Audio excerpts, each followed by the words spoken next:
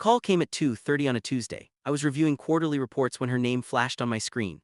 Hey, what's my aunt died? I paused, put down my pen. I'm sorry. Which aunt? Aunt Margaret, the one in Boston. Her voice was flat, businesslike. She left me $1 million. That's incredible. Are you okay? Silence. Then pack your things, get out of the apartment. I stopped breathing. What? You heard me. Tonight I want you gone. We can talk about 15 years, Nathan.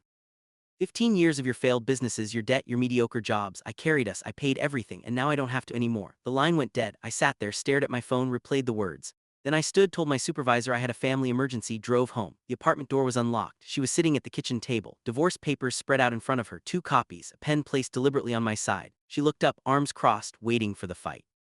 I walked to the table, picked up the pen, sat down, read the first page, then the second, skimmed the rest. Standard dissolution, asset split, no alimony requested. I signed every page. She watched. Her expression shifted from confidence to confusion. Wait, she leaned forward. You're not going to argue. I capped the pen, slid the papers toward her, smiled. Why are you smiling? I stood, grabbed my keys. Call your lawyer tomorrow. You'll understand. Then I left. She didn't follow. I drove to a hotel, checked in, ordered room service, slept better than I had in months. The next morning I called my attorney. His name was Richard Cole. We'd known each other since college. He handled business contracts, estate planning, intellectual property. She served you? He asked. I signed already. Without reviewing with me first, I reviewed it. Standard agreement. She gets the apartment, her car, her accounts. I get my car, my business assets, my retirement account. And the debt. I smiled. That's why I'm calling. We need to talk about what she doesn't know. I'm listening.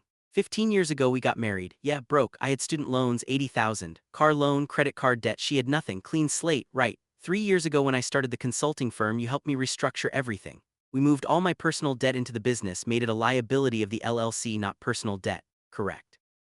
Protected your personal credit and made the interest tax deductible. And the business grew. Last year we cleared 400,000 in revenue. This year we're projected at 600,000. Richard went quiet. Then she thinks you're still broke. She thinks I'm still working 3 jobs because I'm desperate. She doesn't know I own those jobs. 2 of them are subsidiaries of my LLC. And the retirement account she's letting you keep currently holds $230,000.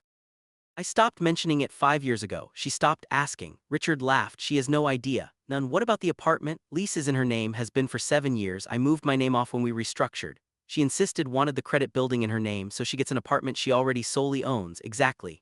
Nathan, this is beautiful. There's more. The inheritance, 1 million from her aunt. That's separate property. Received after marriage, but as a direct inheritance, it's not marital property in our state. Meaning she gets to keep all of it, and I don't want a dime. It makes me look generous in court if this ever gets contested. Richard was silent for a long moment. When does she find out? Today? Her lawyer will run financial discovery, pull tax returns, see the LLC filings. This is going to destroy her. No, I said, it's going to educate her. I hung up, waited. The call came at 11:00 a.m. Her lawyer, not her. Mr. Hayes, this is Jennifer Morty. I represent your wife in the dissolution proceedings. Hello, we need to schedule a meeting. There are some discrepancies in the financial disclosures. I disclosed everything accurately. Your tax returns show significant business income. Income your wife wasn't aware of. I filed jointly. She signs the returns every year. Silence. She signs them without reading them. Jennifer's tone shifted, less confident. You'd have to ask her. Mr. Hayes, this changes the asset division significantly. We'll need to refile. The papers are signed. I'm not contesting anything. She gets what we agreed on. But I'm entitled to what I built, which is exactly what I'm keeping. She's entitled to what she contributed, which is the apartment lease in her name and her inheritance. This isn't fair. She called me mediocre, told me I was dead weight, said she carried us for 15 years. I'm just giving her what she asked for, freedom from me. Jennifer exhaled. She wants to talk to you. No, Mr. Hayes, tell her to call her lawyer tomorrow. She'll understand. I hung up, blocked her number, then I went to lunch. At 2:00 p.m. Richard texted, her attorney just requested emergency mediation. Hey, want to renegotiate? I replied, decline, papers are signed. You're sure? Completely. I opened my laptop, reviewed the business financials. The consulting firm was strong. The 2 subsidiary companies were profitable. The retirement account was protected. Everything I'd built while she complained about my work hours, while she told her friends I was struggling, while she waited for an inheritance to finally leave me. I'd been restructuring our entire financial life quietly, legally, with Richard's help. She'd been signing tax returns without reading them, counting on me staying broke. I ordered coffee, opened my calendar. Tomorrow I had 3 client meetings. Next week I was expanding into a second market. She had $1 million and an apartment lease. I had everything else, not yet done though. I hired a forensic accountant on Wednesday, not to hide anything, to document everything. I need a complete audit of marital finances for the past 15 years, I told him. Every joint account, every transaction, every payment I made. His name was Gerald, retired IRS agent, meticulous. What are you looking for? Proof of contribution. She claims she carried us financially. I want numbers. He delivered in 5 days. The report was 48 pages, 15 years of marriage. I'd contributed 68% of all household expenses, paid the rent 72 times, covered groceries, utilities, insurance, car payments. She'd contributed 32%, mostly in the last 3 years when her salary increased, but here's what mattered. In year 7, when I started the first subsidiary, I'd stopped depositing into our joint account, started using business accounts instead. Paid household expenses directly from the LLC. She never noticed. She saw my paycheck from the side jobs and assumed I was barely scraping by. Meanwhile, the business was covering everything and growing. Gerald highlighted another section. Your wife made several large purchases in the last 6 months. Jewelry, designer bags, a weekend trip to Miami. All from the joint account. How much total? 38,000. I leaned back. She was preparing to leave. Looks like it. Spending down assets before filing. I had Richard file a motion to recoup those funds, marital waste, dissipation of assets in anticipation of divorce. Her lawyer tried to argue it was normal spending. The judge disagreed, ordered her to reimburse half, 19,000, back into the marital estate.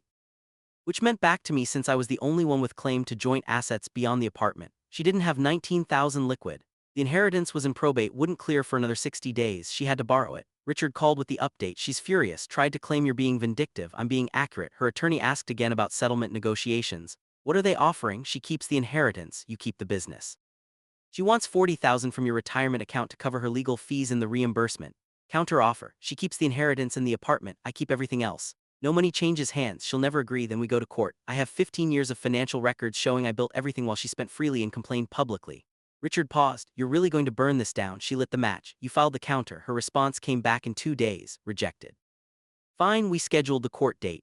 I spent the next 3 weeks preparing, organized every document, every tax return, every bank statement, every business filing.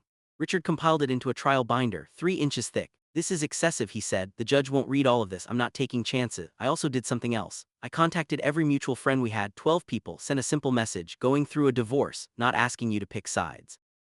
Just want you to know I'm okay. If she said anything about me, feel free to ask for my side. 8 responded immediately, supportive, curious. 4 had already heard her version, that I was financially irresponsible, that she'd supported me for years, that I'd contributed nothing. I sent them each a summary, not the full report, just highlights. My percentage of contributions, the business income, the retirement account. I never corrected her when she talked about money, I wrote. I let her believe what she wanted. That was my mistake. 3 apologized, said they'd had no idea. 1, her best friend Claudia, didn't respond. 2 days later, Claudia called me. She's telling people you hid money from her. I filed joint tax returns. She signed them. She says you manipulated her. I built a business while working 3 jobs. She thought the jobs were desperation. They were diversification. Silence. Nathan, she's planning to fight for half the business. On what grounds? She supported you emotionally while you built it. Marital contribution. I smiled. Let her try. I hung up, called Richard. They're going to claim sweat equity, emotional support, marital partnership. Do you have documentatio? And of her involvement in the business? None. She never attended a meeting, never reviewed a contract, never met a client. I have emails where she explicitly told me to handle your business stuff because she wasn't interested. Forward those to me. I did. Richard added them to the binder. On the day of the hearing, I arrived early, suit pressed, documents organized. She arrived 15 minutes late, Jennifer beside her, looking stressed. We didn't make eye contact. The judge called us forward. Let's make this simple, she said.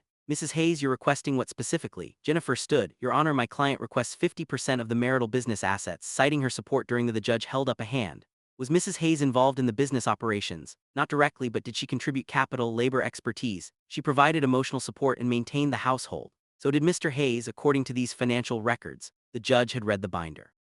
Jennifer faltered. The judge continued. Mr. Hayes contributed 68% of household expenses, started and grew a business, maintained separate business assets, properly documented and filed. Mrs. Hayes signed joint tax returns acknowledging this income. I see no grounds for business asset division. She looked at me. Mr. Hayes, you're requesting I keep the business, retirement account, and personal assets. She keeps the apartment, her inheritance, and her vehicle. No alimony. No further claims, Mrs. Hayes. My wife stared at me, then at the judge. This isn't fair. The judge raised an eyebrow. You initiated this dissolution. You requested he leave. You presented the papers. You signed. What exactly is unfair? Silence. Motion granted. Divorce finalized as filed. Next case. The gavel dropped. She tried to talk to me in the hallway. I kept walking. Nathan, wait. I didn't stop. Jennifer caught up to me. My client would like to discuss. There's nothing to discuss. It's finalized. She didn't understand the financial situation. I turned, looked at Jennifer directly. She signed 15 years of tax return. She had access to every account. She chose not to pay attention. That's not tell your client she got exactly what she asked for. Freedom from me. I left. That evening I moved my things out of the hotel, signed a lease on a downtown loft, 2 bedrooms, floor-to-ceiling windows, a view I'd wanted for years but never mentioned. I could afford it now. Could have afforded it for the past 3 years, but I'd stayed in that cramped apartment, let her think we were struggling because I was busy building. The business continued growing. I hired 2 new consultants, expanded the client base, landed a contract with a Fortune 500 company. Revenue projections for next year 800,000. 3 months after the divorce, I ran into Claudia at a coffee shop. She looked uncomfortable. Nathan, hi Claudia, how are you? Good, busy, you. She hesitated, she's struggling. I sipped my coffee, said nothing. The inheritance is tied up in probate, more complicated than she thought, and she can't find work. Firms keep passing on her application. That's unfortunate. She's asking friends for money to cover rent. I nodded, still said nothing. She thought you'd fall apart without her. I met her eyes. I know. Claudia looked down. I'm sorry. We all believed her version. Most people do. It's easier than asking questions. I finished my coffee. Stood to leave. Nathan, I turned. She wants to talk. She won't say it, but I think she regrets this. I considered that, then shook my head. Some decisions don't get do-overs. I walked out, went back to the office, had 3 meetings, closed 2 new contracts. By the time I got home, I'd forgotten the conversation entirely. She wanted freedom. I'd given it to her. Now she had $1 million in probate, an apartment she couldn't afford, and the knowledge that she'd walked away from everything real. I had momentum, almost time. 6 months post-divorce, her lawyer contacted Richard again. She's requesting a modification. Claims the divorce was signed under duress and financial misrepresentation. Richard laughed. On what grounds? She didn't understand the full scope of Mr. Hayes' assets. She signed tax returns. She had access to all accounts. We have documentation. She's claiming he intentionally obscured his income. Richard forwarded me the motion. I read it twice. She wanted the divorce reopened, wanted half the business, wanted spousal support retroactively applied.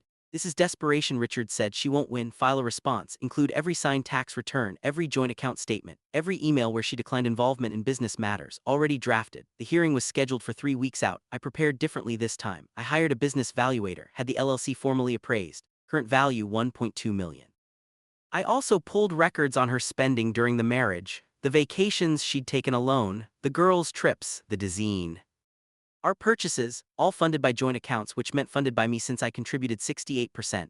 Total $93,000 over 15 years. I had Richard file a counter motion. If she wanted to reopen financials, we'd reopen everything, including a claim for reimbursement of marital waste. Her lawyer withdrew the modification request 2 days before the hearing, but something else happened. I received a call from an unknown number, answered out of curiosity. Nathan Hayes. Yes, this is Margaret Whitfield's estate attorney. I'm handling the probate for her will. I froze. Margaret, her aunt. I'm listening. There's been a complication. Mrs. Hayes, your ex-wife, was listed as a beneficiary. However, the will contained a clause. If the beneficiary divorced within 1 year of Margaret's death, the inheritance would be redirected. My heart rate increased. Redirected where? To charitable trust. Margaret was very specific. She believed marriage was sacred. Any beneficiary who divorced shortly after her passing was assumed to be motivated by the inheritance rather than love. I processed that. When did Margaret die? March 14th. We divorced June 22nd, 3 months correct, which triggers the clause, so she gets nothing from the estate. The $1 million will go to the trust Margaret established. I sat down, stared at the wall. Does she know? She was notified this morning. I thanked him, hung up, sat in silence for 10 minutes. Then I called Richard. You're not going to believe this. I told him everything. He was quiet for a long moment. Then she divorced you to access money that no longer exists, correct? And now she has nothing except an apartment she can't afford and no income. Correct, Nathan, this is inevitable. I finished. That evening, Claudia called again. She's devastated. The inheritance is gone. She can't pay her legal fees. She's being evicted. I'm sorry to hear that. Can you help her? Just temporarily. No, Nathan, please. She made a mistake. She made a choice. Choices have consequences. I hung up, blocked the number. Some people bet everything on the wrong hand. She tried to contact me directly 3 months later. Showed up at my office building. Security called. There's a woman here asking for you. Says she's your ex-wife. Tell her I'm unavailable. She's insisting. Tell her to leave or I'll file a restraining order. She left. Her life unraveled quickly after that. Evicted from the apartment. Moved in with Claudia temporarily. Then burned that bridge too. Last I heard, she was working retail, living in a shared house on the east side. The business hit $1 million in revenue 18 months post-divorce. I sold a minority stake to a private equity firm, cleared $300,000 personally, bought a house, nothing excessive, just something mine, started dating someone new, a financial analyst who asked questions about my business and actually listened to the answers. One afternoon, I saw my ex-wife's number appear on my blocked call list. She tried 14 times in one day. I deleted the notifications. Richard called that evening. Her lawyer reached out. She's willing to sign a permanent waiver of any future claims in exchange for $15,000. Tell them no. Nathan, it would close the door permanently. The door is already closed. I don't pay people to accept reality. He chuckled. Understood. I never heard from her again. The business continued growing.